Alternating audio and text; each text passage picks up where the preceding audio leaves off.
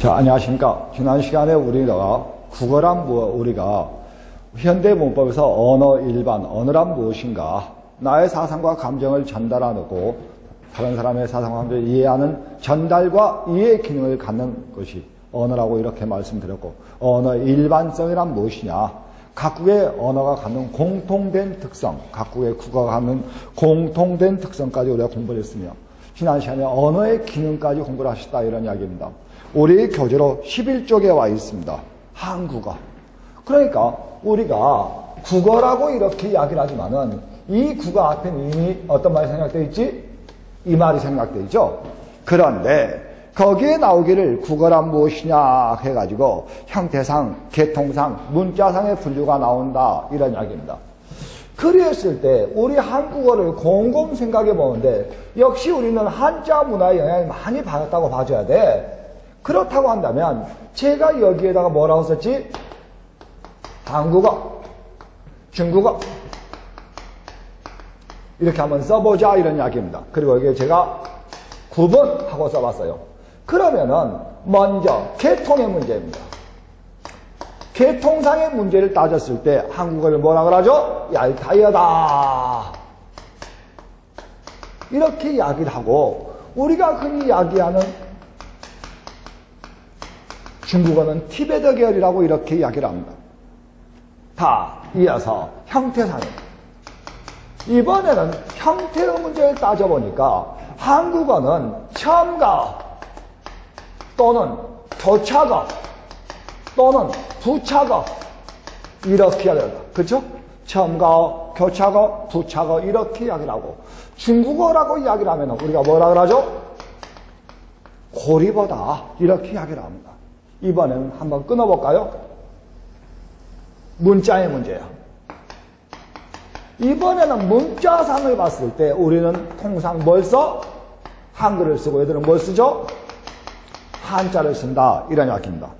이리 했을 때 우리 국어는 통상 음소, 음은, 단음, 문자다 이렇게 이야기를 하고, 한자는 한자가 모두 뜻을 지니고 있으니까 우리가 흔히 이야기할 때 음절 문자다 이렇게 이야기를 해요. 그런가 하면은 우리 국어는 통상 뭐라 그래? 표음 문자다. 그러나 한자는 표의 문자다 우리가 이렇게 이야기를 하죠.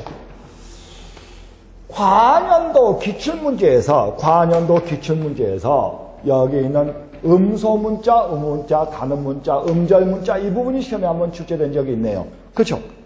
자, 이리 했을 때 우리 국어를 우리가 얄타이어라고 한다 이렇게 이야기하는 것은 몽고어, 터키어, 퉁구스어, 일본어, 한국어의 공통된 언어의 뿌리를 추적해 가보니까 얄타이 지방이 출발하는 것 같더라 이런 이야기입니다. 그렇죠?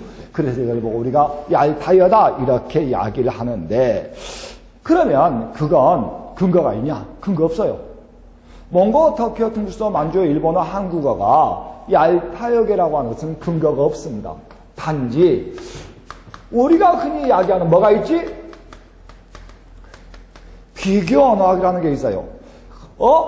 한국어, 일본어, 중국어 계통의 뿌리를 추적해 가다 보니까 공통된 특성을 가지고 있는 것 같다라는 일종의 가설이다 이런 이야기입니다. 그렇죠? 우리 국어는 첨가어로서 초사나 어미가 대단히 발달해 있는 언어다. 그래서 우리가 첨가어, 교차어, 부차어다 이렇게 이야기합니다. 교차 또는 부차라는 말은 앞말에 붙어서 사용된다는 뜻인데, 이건 조사나 어미의 발달을 이루는 것이죠. 그렇죠? 우리 국어는 말입니다. 한글이야. 그리고 뭐죠? 음소, 기역, 미은, 이것, 아야, 어여 결합으로 만들어지는 표음 문자다 이런 뜻이에요. 그러나 한자는 말입니다. 한자는 고리어야. 놓이는 위치에 따라서 문장 성분이 결정돼 버린다 이런 이야기입니다. 그래서 선생님은 말입니다. 한자 공부를 할 때 통상 이렇게 써놓고 사람들이 풀을 청하고 읽고 이걸 우리가 형용사 이렇게 하자는데 우린 이런 거 되게 싫어해요. 왜냐하면 한자는 놓이는 위치에 따라서 품사가 달라져 버리기 때문에 여기 나오는 이 풀을 청이 명사로 사용되는 경우도 아주 허다하거든요. 즉 놓이는 위치에서 만약에 여기에 있는 풀을 청자가 우리가 흔히 이야기하는 서술어의 기능을 수행하면 형용사, 이것이 우리가 흔히 이야기하는 주어나 목적의 기능을 하면 명사, 이렇게 봐버리거든. 그렇기 때문에 한자는 뭐라고? 놓이는 위치에 따라서 문장 성분과 품사가 결정되어 버린다, 이런 이야기입니다. 한자를 우리가 이제 한문법을 공부할 때 중국어를 배운 사람들이 있어요. 근데 내가 중국어를 영어로 중국어를 배운 사람들을 봤어요. 왜냐하면 영어 문법책의 어순과 아주 비슷하거든요. 한자는, 중국어는.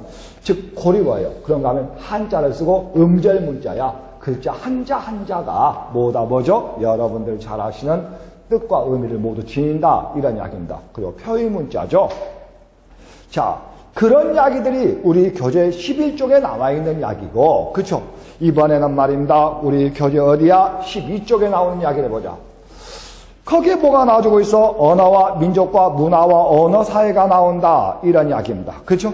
그랬을 때 뭐가 있어 거기에? 언어 사회라는 말이 있네. 자, 우리 교재 12쪽의 책 날개 하단 보세요. 언어 사회란 무엇이냐? 동일한 언어를 사용하는 언어 공동체를 언어 사회라고 하죠. 동일한 언어를 사용하는 언어 공동체를 우리가 언어 사회라고 하자, 이렇게 쓰여 있다, 이런 이야기입니다. 캐나다는 말입니다. 영어권과 불어권이 있죠. 몬트리올을 중심으로 하는 영어권이고 퀘벡을 중심으로 하는 불어권이 있습니다. 그렇죠? 두 개의 언어 사회가 존재하는 거야. 그러나 중국은 다민족 국가죠. 40개, 50개 가까운 뭐죠? 소수민족들이 존재하기 때문에 소수민족마다 사실은 뭐죠? 언어가 다 다를 수 있습니다. 그래서 우리가 중국어라고 배우는 건 사실은 북경어다, 이런 이야기예요. 그래서 다양한 민족, 소수민족들로 이루어진 국가는 두 개 이상의 언어 사회가 존재할 수도 있다. 그러나 본질적으로 한국에는 단 하나의 언어만 존재하기 때문에 하나의 언어 사회가 존재한다고 우리는 이렇게 이야기합니다. 이리 했을 때 여기에 뭐가 나왔어? 언어가 나왔어. 우리가 흔히 이야기하는 이 언어 사회가 언어를 지배합니다. 언어 사회가 언어를 지배하고 오직 언어 사회만이 인간의 언어를 지배할 수가 있습니다. 제1동포 3세나 4세, 제2동포 3세나 4세는 한국말을 잘 못한단 말이야. 이유는 뭐죠? 미국이라는 거대한 언어 사회가 또는 일본이라는 거대한 언어 사회가 개인의 언어를 지배하기 때문이다. 우리는 이렇게 이야기를 해요. 맞죠? 다음, 이어서 그러면은 우리가 흔히 이야기하는 뭐가 있죠? 여기에 민족이 있어. 민족과 언어 어떤 관계 있냐? 민족과 언어는 하등의 관계가 없다 그럽니다. 그렇죠? 단지 언어가 같다고 하는 것은 민족 내부의 결속력을 높여주고요. 언어가 같다고 하는 것은 의사소통이 용이하거든 동일한 이상을 추구하기가 쉽다, 이런 이야기입니다. 단지 언어는 민족성을 반영할 수는 있습니다. 그러나 민족이 언어 그 자체의 본질적 변화를 주진 못한다, 이런 이야기입니다. 그런가 하면은 여기에 뭐가 있어? 문화라고 불리는 것이 있다. 여기에 문화라고 불리는 것이 있고 뭐가 있죠? 사회라고 불리는 것이 있는데 여기 나오는 문화와 사회는 말입니다. 언어는 그걸 반영한다고 우리는 이렇게 이야기합니다. 그래서 곰곰 생각해 보세요. 한국 사회에서 말입니다. 여러분에게 가끔 예로 드는 것입니다는 한국 문화와 한국 사회의 가장 본질적인 우리 밑바탕에 깔려있는 게 뭐야? 남존여비의 사상이에요. 소위 버려야 할 사상이긴 합니다만은 이러한 남존여비의 사상에서 우리가 흔히 이야기할 때 뭐라고 쓰죠? 남녀노소, 청소년 이런 말을 쓰면서 한국 사회는 남성 위주의 언어가 먼저 만들어지고 어른이 먼저 만들어진다, 이런 이야기입니다. 그런데 이런 데서 욕해서 좀 미안한데 뭐라고 하지? 연놈들이 말이야 했을 때 부정적 어휘는 반드시 여자가 먼저 나오게 돼 있어요. 그래서 우리가 흔히 이야기하는 뭐라 하지? 모 언론이 권력의 시녀다 그러거든. 이때 시녀도 내시도 있는데 남자도 있는데 꼭 시녀란 말을 써. 그래서 부정적 어휘는 여자가 긍정적 어휘는 남성이 먼저 나오도록 되어 있어요. 이건 한국 사회에서 남존 여비의 사상이 어떻게 우리 국어에 반영되고 있느냐. 그런가 하면은 여러분들 잘 아시는 뭐가 있습니까? 전비법, 높임말과 낮춤말 이런 것들도 한국의 유교 문화, 유교 사회의 특징을 그대로 반영하는 것이다. 이런 이야기입니다. 그렇죠? 그런가 하면은 우리가 문화라고 이야기하면 문화가 뭐냐? 경복궁에 가자. 첨성대를 보자. 이걸 문화라고 생각하시는 분도 많은데 그것도 우리 전통 문화예요. 그러나 실제로 말입니다. 야구장에 가서 병을 던지지 않는 것도 스포츠 관람 문화야. 우리가 흔히 화장실 가서 줄을 서고 화장실을 깨끗이 사용하는 것도 화장실 사용 문화라는 이야기입니다. 문화라고 하는 것은 청소년 문화, 성인 문화, 여성 문화, 노인 문화 아주 다양한 형태로 존재할 수가 있어요. 그렇죠? 이러한 것들이 어떻게든 국어에 반영된다. 이런 이야기입니다. 그렇죠? 그런데 이번에는 아주 재미있는 게 나왔어. 뭐지? 이번엔 이쪽에 사고라는 게 나왔어요. 우리의 생각이라는 이야기입니다. 그런데 한때는 이 둘이 보세요. 한때는 뭐라 했냐? 사고의론이다. 사람이 생각이 있으니까 말을 하는 거다. 그 생각을 정리해낸 게 아니다. 한때는 언어의론이 있었어요. 타시하게해서 생각이 있으니까 생각을 정리해서 밖으로 표출하는 것이 언어다. 이러한 시각이 있었고 아니다. 언어가 있으니까 사람은 생각이 가능하다. 이러한 시각도 있었다. 이런 이야기입니다. 그런데 만약에 우리 교재에 나오는 이게 1번이고 이게 2번이라면 오늘날에는 합쳐서 뭐가 나왔어? 3번에 언어, 사고, 상보론이 나왔다. 이런 이야기입니다. 언어가 있으니까 사람은 생각이 가능하고 생각이 가능하니까 그걸 표현하는 게 언어고 그 표현된 언어가 훨씬 더 사고를 고양시키고 이렇다고 보는 것이다. 이런 이야기입니다. 그렇죠? 그래서 여기서 하나 우리가 꼭 잊지 말아야 할 것은 언어를 지배하는 건 오직 언어사에만이 언어를 지배할 수가 있다. 언어사에만이 언어를 지배할 수 있다. 우리는 이렇게 본다는 이야기입니다. 한때는 민족과 언어가 불가분의 관계에 있다고 했던 적도 있었어요. 우리나라 문법의 초창기에 주시경 최원배 박사는 뭐라 그랬지? 여러분 자신 언어와 민족의 운명을 같이 한다고 봤다는 이야기입니다. 그러나 그렇지 않는다. 왜냐하면은 아까 좀 전에 설명드린 대로 제일동포 3세나 4세나 한국말을 전혀 하지 못하는 걸 보면은 또는 제대로 구사하지 못하는 걸 보면은 훨씬 그래. 그죠? 그 제 조카가 호주에 사는 조카가 있어요. 근데 얼마 전에 한국하고 호주에서 축구 경기가 있어가지고 축구를 보러 갔대. 멜버른에서. 그런데 거기서 오 필승 코리아란 말을 외치고 다닌 거야. 그런데 미국 사람이 물었대요. 호주 사람이 오 필승 코리아에서 오하고 코리아는 알게 돼. 필승이 무슨 뜻이냐 하고 물었더니 우리 조카가 하는 말이 한국에서 그냥 외치는 소리다 축구할 때. 이게 감탄을 하고 이야기를 해버린 거야. 이게 필승이란 말을 전혀 모르는 거예요. 그러면 조카가 한국말을 전혀 못하냐? 아니야. 일상적 언어는 적절히 구사를 해. 그러나 한자라든지 이런 것들은 구사를 제대로 못해요. 이유는 뭡니까? 호주라는 거대한 언어 사회가 개인의 언어를 지배하기 때문이다. 이런 이야기입니다. 그렇죠? 그것이 거기에 나오는 언어와 민족과 문화다. 이런 이야기입니다. 그렇죠? 한국 사회에서 영어에서 말입니다. 3천만 넘어서면 전부 다 엉클이야. 엉클이야. 다 족박 엉클하죠, 그럼. 근데 한국은 어쩌지? 종숙, 당숙, 숙질, 대부, 그죠? 고모, 왕고모, 이모, 이숙, 아주 다양한 신족의 언어가 발달한 것은 한국 문화가 혈연 중심의 사회이기 때문이라는 이야기입니다. 이러한 사회와 문화가 한국어에 어떻게 반영되었냐, 그걸 찾아보는 건 상당히 재미있는 일이기도 하죠. 한때 한국이 군사문화였을 때는 또 뭐죠? 군사문화의 언어가 훨씬 우리 국어에 많이 반영되었던 때도 있었다. 이런 이야기입니다. 지금 제가 우리 교재 12쪽, 13쪽에 있는 이야기를 마무리해서 정리를 해드렸다. 이런 이야기야. 자, 그런데 12쪽 책 날개 맨 상단 보세요. 뭐라고 써 있습니까? 여기에 한국이라는 사회가 있지만은 좀 더 다시 말씀을 드리겠지만은 한국에도 전라도 말, 충청도 말, 경기도 말, 함경도 말, 평안도 말, 강원도 말, 경상도 말이 있다는 겁니다. 제주도 말이 있어요. 그렇기 때문에 한국 사회는 단 하나의 언어 사회가 존재한다고 이야기를 하지만은 정말 단 하나의 언어만 존재하냐? 아니다. 세대별로, 지역별로, 계층별로 그거는 조금씩 다를 수 있다. 그러나 의사소통에 커다란 장애가 없으면 단일한 언어 사회라고 우리는 이렇게 이야기를 합니다. 그래서 거기에 나오기를 언어 공동체 내의 변이다 이래가지고 지적, 사회적, 계층적, 성별적, 세대별 그리고 지역적 차이한 방언들이 등장할 수 있다는 이야기가 나와주고 있네요. 그렇죠? 다 이어서 이 시간에는 말입니다. 우리 교재 14쪽에 와 있습니다. 이번에는 국어란 도대체 무엇이냐? 국어란 한 나라의 국민들이 공통으로 사용하는 말이다. 당연한 이야기죠. 다음 이어서 국어란 말입니다. 첫째, 구체성을 띱니다. 국어는 일종의 구체적이며 개별적 언어다. 반드시 그런 것은 아니지만은 곰곰 생각해 보면은 대화족은 말입니다. 일본어를 사용을 합니다.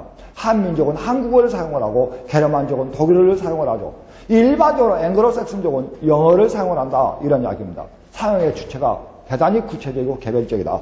다음, 국가를 배경으로 한다. 국가가 없는 국어란 본질적으로 존재하지 않는다. 이런 이야기입니다. 다음, 규범성이야. 소위 표준어를 이야기하는 겁니다. 그리하여 국어는 정치상, 공영어, 교육상 표준어를 이룬다. 이런 이야기예요. 네 번째, 일국가 일국어 원칙이야. 복수 민족에 의해서 이루어진 국가는 2개 이상의 국어가 존재할 수도 있지만은 원칙적으로는 일국가 일국어 원칙이다. 이런 이야기입니다. 됐습니까? 다 이어서 그 다음에 2번 국어의 특질 나오네요. 그런데 우리 교재 보니까 공의해가지고 뭐라고 써있어? 국어의 특질하고 쓰여 있어요. 다른 나라의 국어와 차별되는 우리 국어만이 가지고 있는 특성이 무엇이냐? 그게 특질이야. 근데 이게 별표가 2개가 다 되어 있어요. 그만큼 시험에 반드시 한 문제에 나온다는 이야기입니다. 그런데 불행하게도 선생님은 여기서 국어의 특질을 설명을 못해요. 왜냐하면은 먼저 의문상의 특징의 1번을 보니 뭐라고 써있느냐? 삼지적 상관속 관계에 있다. 우리 국어의 파열음은 이렇게 나와. 그러면은 우리 국어에서 파열음, 다찰음, 마찰음을 따로 여러분하고 저하고 공부를 하셔야 돼요. 그런 다음에 삼지적 상관속이란 무엇이냐를 또 공부를 해야 돼. 그러므로 의문론, 형태론, 문장론, 즉 통사론, 의미론을 가면서 제가 우리 교재 14쪽에서 확인해 봅시다라는 말을 하게 돼요. 그래서 거기 가서 한 번 더 보게 됩니다. 그래서 현대 문법 진도를 나가면서 우리 교재 14쪽은 확인하겠다 이런 이야기예요. 하지만은 그 좌측에 나와주고 있는 책 날개에 나와주고 있는 탐구학수처럼 반드시 한 문제는 출제되는 영역이다. 이렇게 알고 계시면 되겠다. 이런 이야기입니다. 다 이어서 15쪽 하단입니다. 국어의 범위 보세요. 먼저 거기에 나오기를 뭐가 나왔지? 국어의 범위가 나와주고 있는데 이쪽을 좀 치우겠습니다. 우리 국어를 어떻게 나눴냐? 봅시다. 우리 국어를 한국어입니다. 이렇게 나눴을 때 가장 먼저 나오는 게 규범성이야. 규범성은 표준어와 방언을 가지고 나눴다. 이런 이야기입니다. 그런데 여기 나오는 방언은 우리가 흔히 이야기하는 지역적 방언과 사회적 방언으로 나눠놨네. 그쵸? 이렇게 나타난다. 이런 이야기야. 이리했을 때 이 표준어에서는 꼭 알아둬야 할 게 표준어의 개념이 무엇이냐. 그렇죠? 그 다음 두 번째 표준어의 조건이 무엇이냐. 마지막으로 표준어의 기능이 무엇이냐. 이걸 꼭들 알아두셔야 돼요. 그런데 1번과 2번 여기에 나와주고 있는 개념과 조건 그 자체를 구분을 못하신 분들이 있다. 자, 우리 교재 봅시다. 뭐라고 나와주고 있습니까? 표준어라고 하는 것은 국민 정서의 통일을 위한 국가 통치상의 공식어다. 그리고 기범성을 지닌 말이다. 그러니까 표준어 제정 목적이 뭐야? 국민 정서의 통일이다. 이런 이야기입니다. 그래서 현대 서울에 교회에 있는 사람들이 두루두루 쓴 말이다. 이렇게 해서 보세요. 시대적, 지역적, 계층적 조건이다. 그런데 우리 교재 어디입니까? 16쪽에 책 날개 보세요. 표준어라고 하는 것은 첫째 뭘 가져온다고? 책 날개 보세요. 의사소통에 있어서 통일의 기능을 가져온다. 그렇죠? 전라도와 경상도, 제주도와 강원도 사람이 만났을 때 의사소통에 차이가 없도록 표현해서 통일을 가져온다. 다음 두 번째 뭐죠? 준거의 기능이야. 모든 표현의 기준이 된다. 다음 세 번째 우월의 기능이야. 표준어를 쓰는 사람은 방언을 쓰는 사람에 비해서 사회적으로 우월하다는 우월의 기능을 가져온다는 겁니다. 그렇죠? 마지막으로 독립의 기능이 있긴 한데 이건 가장 약해요. 원래는 말입니다. 민족과 민족을 구분하는 요건이 무엇이냐? 첫째, 지역. 두 번째, 혈연. 세 번째, 언어예요.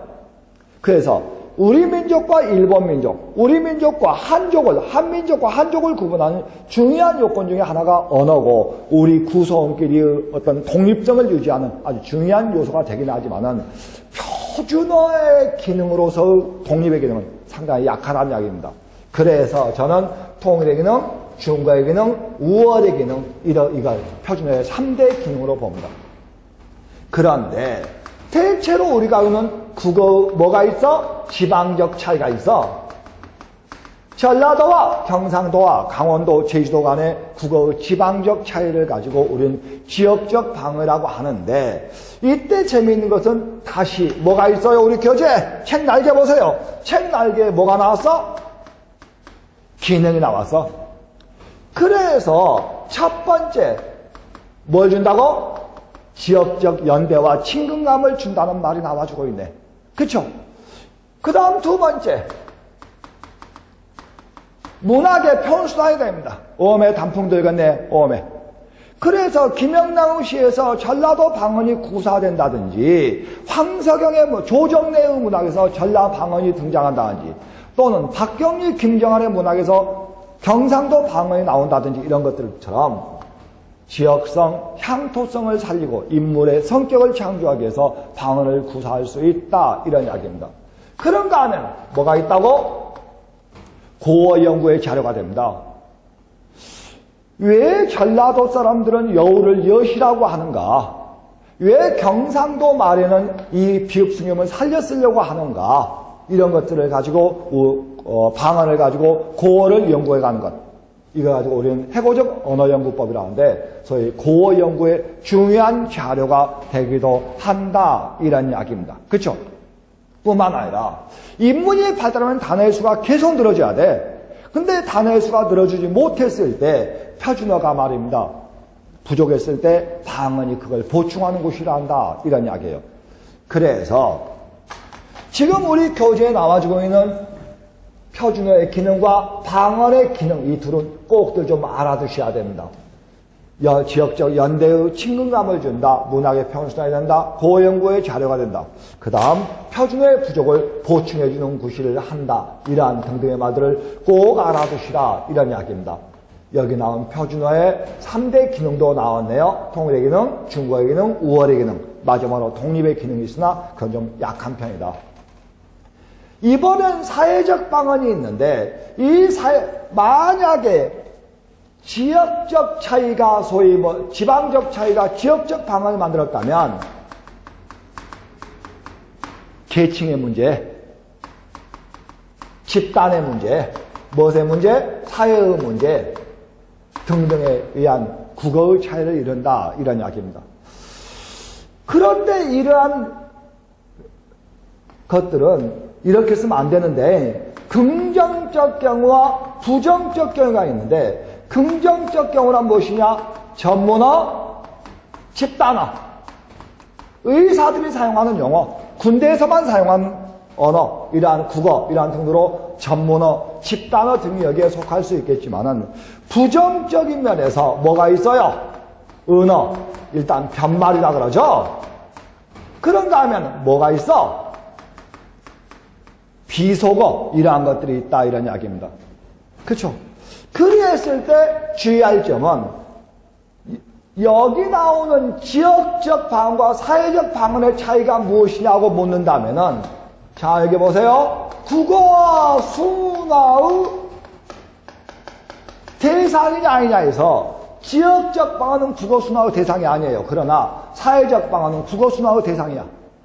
그래서 의사들 쓰는 말이 너무 어려워. 어떻게 하면 좀 더 쉽게 풀었을 것인가. 그렇죠? 언어란 보편성과 사회성의 문제거든. 그러므로 좀 더 쉽게 풀어주는 국어 순화가 필요하고, 은어나 비어나 속어는 안 쓰는 게 좋죠? 욕설이나 상스러운 말들, 머리라는 좋은 말도 있는데 대가이라고 하면 되겠어요? 이런 것들은 모두 순화의 대상이 된다, 이런 이야기입니다. 맞죠? 다 이어서 이번에는 어원의 문제예요. 어원성을 가지고 보면은 고유어가 있어요. 그죠? 고유어가 있어. 거기 나오는 고유어가 나오고, 그 다음에 귀화어가 나오고, 의려가 나와. 의려가 나와. 이리 했을 때 고유어는 순수 우리말입니다. 그런데 제가 여기서는 설명을 못 드리지만은 고유어는 반드시 한 문제가 출제가 되고 있어요. 소위 뭐죠? 지난 시간에 말씀드렸죠? 적절하게 구사되고 있느냐? 뭐죠?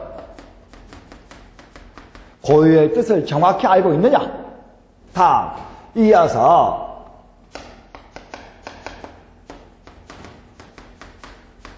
다른 어휘로 대체가 가능하냐? 이런 문제를 묻는 게 꼭 나온다, 이런 이야기입니다.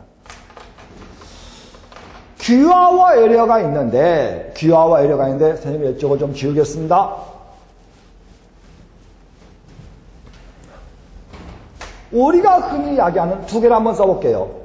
뭐가 있지? 외국어가 있어. 외국어가 애려가 된다. 애려가 뭐가 되죠? 귀화가 된다. 이렇게 오는 거야. 이리 했을 때 외국어가 애려로 들어오는 과정에서 말입니다. 뭐가 있지? 국어의 문법에 동화 진행 중이야. 꼬맹이들하고 수업을 할 때 말입니다. 선생님이 가끔 농담을 해. 이게 뭐지? 그러니까 했더니 샤프요. 그래 샤프야. 이 샤프를 없애고, 샤프의 뜻이 뭐지? 그럼 연필, 그래요. 뒤질래? 그럼. 그래서 샤프라는 말이 있는데, 그래서 학생한테 물어서 샤프의 뜻이 뭐야? 한번 찾아봐. 그랬더니 날카롭다, 예리하다 그런데, 그래, 날카롭다, 예리하다야. 품사가 뭐지? 형용사야. 우리 국어는 비읍 다가 붙는 말은 다 형용사거든. 그치? 아름답다. 그치? 향기롭다. 남자답다. 그쵸? 그 다음에 여성스럽다. 비읍다가 붙는 말은 다 형용사야, 우리 국어에서. 그래서 샤프는 이제 형용사인 거야. 근데 우리 국어는 어쩌냐? 명사에다 하다를 붙이면 뭐가 되지? 동사로 바뀐단 말이야. 노래 더하기 하다. 노래하다. 사랑하다. 진실하다. 그래서 명사 다음에 하다를 붙이면 동사가 바뀌어버려. 그치? 근데 샤프라는 말을, 즉 외국어죠? 이 샤프라는 말에다 하다를 붙인단 말이야. 그럼 우리 사람 뭐라 해? 샤프하다, 델리키드하다, 스마트하다는 말을 써버려. 즉 영어의 형용사에다 하다를 붙여서 그걸 명사용법으로 만들어버리는 겁니다. 즉 우리 국어 문법의 동화가 진행되는 것이다. 그래서 샤프가 형용사할 때는 뒤에 하다를 붙였을 수가 없어. 우리 국어에서는 샤프가 명사야. 그래야만 뒤에 하다가 붙을 수가 있거든. 그래서 샤프하다, 스마트하다는 단어를 만들 수 있다는 이야기입니다. 그런데 또 그 시기를 지나서 이렇게 써볼게. 국어 문법 체계의 동화가 완료돼 버린 경우가 있어. 완료되면 뭐가 되지? 귀화가 된다. 이런 이야기입니다. 그렇죠? 그래서 제가 한번 써볼게. 이렇게 썼어요. 그래서 아마 이 말은 이렇게 왔을 거야. 나 무슨 말인지 모르겠는데 아무튼 이렇게 해서. 그런데 우리 국어에 이것이 들어오다 보니까 뭐가 되지? 우리 국어는 두음 법칙에 의해서 말입니다. 두음 법칙에 의해서 니을이 첫째 올 수가 없지. 그래서 뭘 넣은 거야? 바꾼 거야. 근데 우리 국어에 사람을 나타내는 말 중에 뭐가 있냐? 지은이, 편애니, 어린이, 그이, 저연이, 이가 있거든. 그래서 사람들이 이렇게 봐버린 거야. 그래서 뭐지? 논팡이란 말이 왔는데 원래 룸패는 말입니다. 이 이상의 날개도 보면 그렇게 나옵니다. 난 오른편이다. 말 그대로 실업자, 불황자 이런 뜻인 모양이야.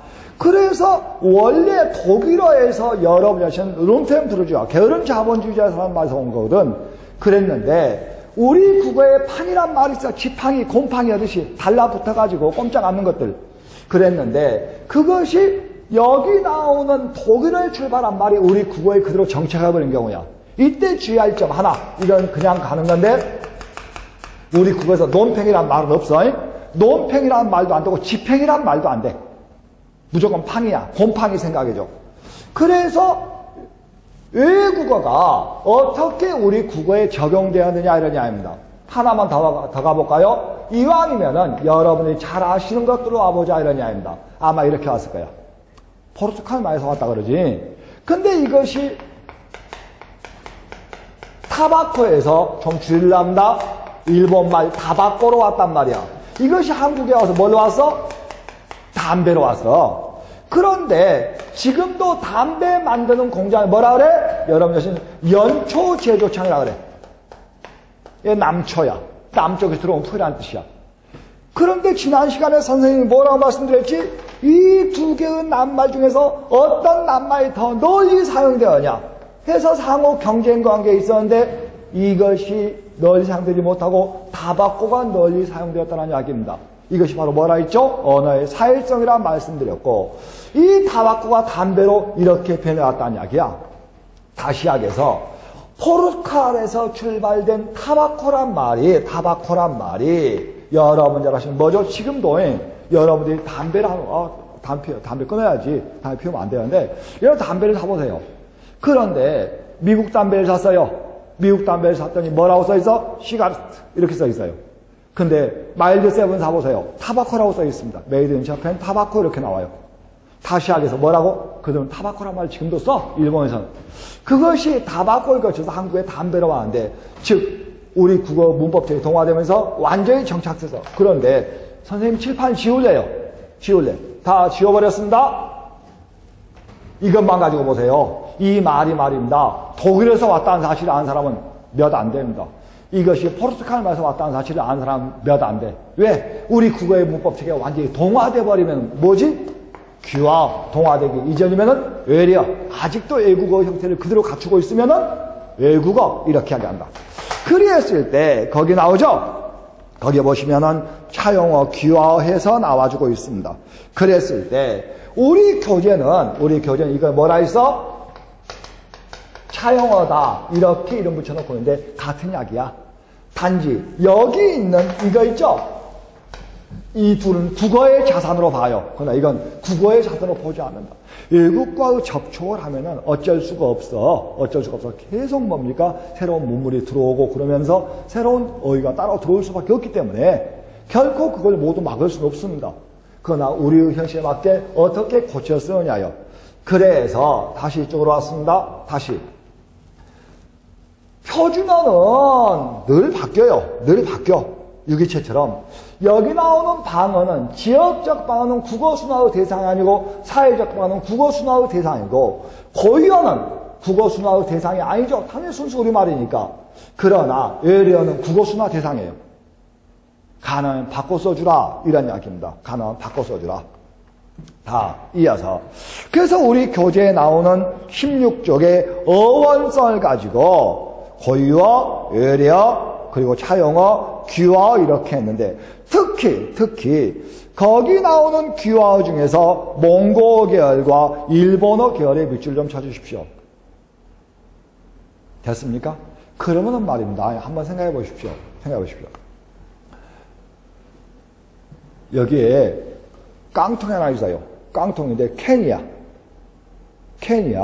음료수 캔이에요. 근데 지금 한글로 쓸래요. 캔. 그리고 붙는 말이 뭐냐? 이거야.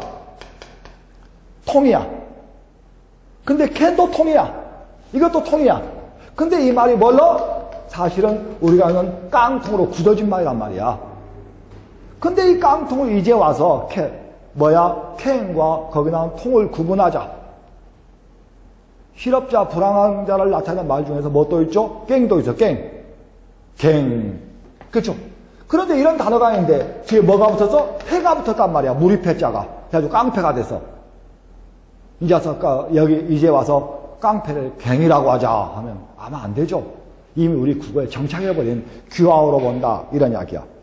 그런데 외국어 우리가 정착하는 과정이 역사나 사회의 흐름에 따라서 순조로 받아들였느냐 아니면 그렇지 못했느냐인데 특히 일본어 계열은 일본인들에서 강제적으로 주입된 경우가 아주 많아요.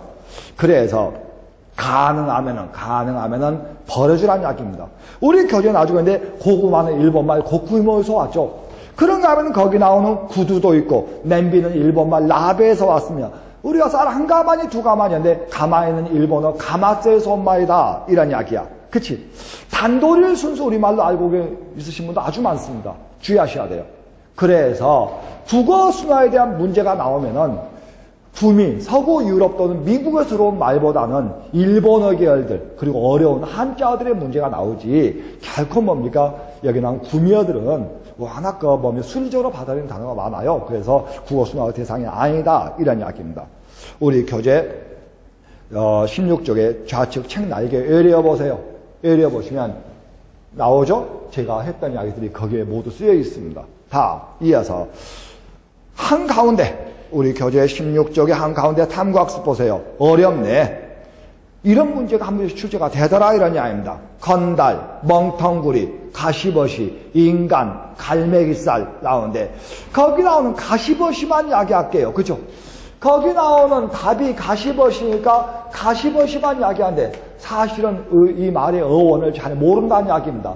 단지 가시는 각시, 누구를? 여자를, 버시는 남자에서 왔을 것이다. 그래서 부부의 낮춤말입니다. 가시버시는 부부의 낮춤말을 이른다. 이런 이야기입니다. 그죠? 자, 수업 시간이 한 5분 정도 남았습니다만은 제가 다음 시간에 여러분하고 의문론 챕터를 들어가기 위해서 여기서 수업을 마칩니다만은 특히 우리 국어의 특징, 그렇죠? 그 다음에 표준어 방언, 외국어는 좀 알아두실 필요가 있습니다. 이건 나중에 저 뒷단에서 국어 순화와 아울러서 하게 되고 고유어는 저 뒤에 어휘편에 정말 많은 단어가 나오네요. 거기서 고유어의 어원을 찾아가면서 정리를 한번 하도록 그렇게 하겠습니다. 자, 고생하셨습니다. 오늘 이 시간 여기서 마칩니다. 고생하셨습니다.